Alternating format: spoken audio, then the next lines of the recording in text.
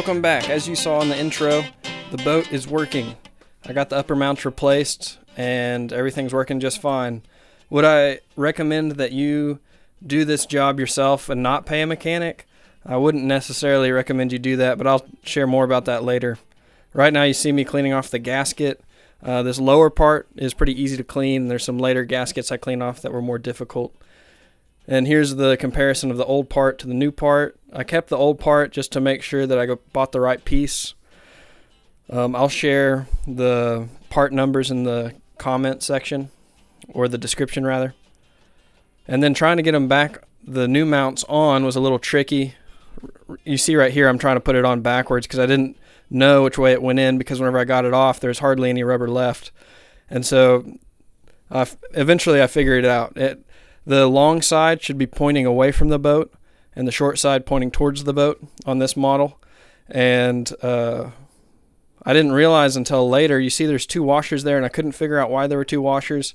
And so I got on boats.net and just examined the diagram. There's a rubber washer that goes in between them that I didn't even know about because it's been destroyed on my boat. And whenever I got it off, it wasn't even there. So I'll share all the pictures of that. So after putting it on and off multiple times, trying to figure out how to get it on, I figured out it is easier if you put it in the bracket first, pull the bolt all the way out, put the mount in the bracket, and just screw the bracket in with the mount in it, then push the bolt through and tighten it that way. That's the easiest way to get it lined up without messing something up. If I could go back, I would have bought the rubber washer I'm missing, and also the seal on the back side of the motor, because my seals are shot, but I didn't even think about it when I was ordering the pieces, and it took the better part of 2 weeks to get my parts in. And so I just went ahead and put the boat back together with what I had so I could get it on the water. I wouldn't recommend you do this necessarily unless really the hardest part of all of it was just getting the lower mount on and off, or not the lower mount, the lower unit on and off. So if you've replaced the impeller yourself and like you've taken the lower unit on and off before, and you have a winch and a place to lift the actual motor block, it really isn't too bad. It is dangerous if my knots on my rope were to give out. I would have no hands because it's a pretty heavy motor. But if you got all that stuff, it's possible to do it, not necessarily the safest thing to do. So I don't necessarily recommend you do this by yourself without a mechanic, but it did turn out quite a bit cheaper than paying a mechanic to do it. Now I'm realizing that there's gasket material I didn't clean off above that spot and on the underside of the motor and everything like that. These proved a little bit more difficult than the lower gasket section. It was really easy there on just the column going down to the lower unit. But then up here, I guess it just got hotter and cooked on there a little bit tighter, so it was a little bit more difficult to clean. But I got it done.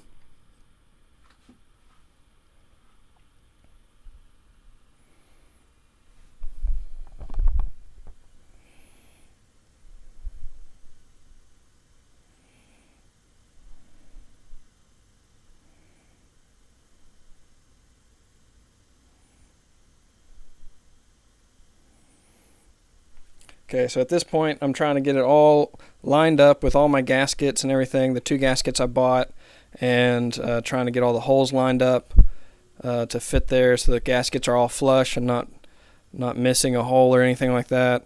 And I'm just doing it myself, so I just lower the winch a little bit and move it around, lower the winch a little bit, make sure it's all still in place. And this is where it would be really difficult if you didn't have a winch. Like you might be able to find a big tree with some ratchet straps and get it up, but then trying to get it down with ratchet straps would be kind of tricky. Maybe there's a way you could do it and figure it out, but the winch is definitely safer. At this point, there's a little nut above the mount itself that's kind of difficult, so I had to lift the motor just a little bit to get those nuts on those bolts on top of the mount, and then lower the engine so it's actually sitting on the column, and then tighten all those bolts down before I put that little cowl over that covers up this little spot.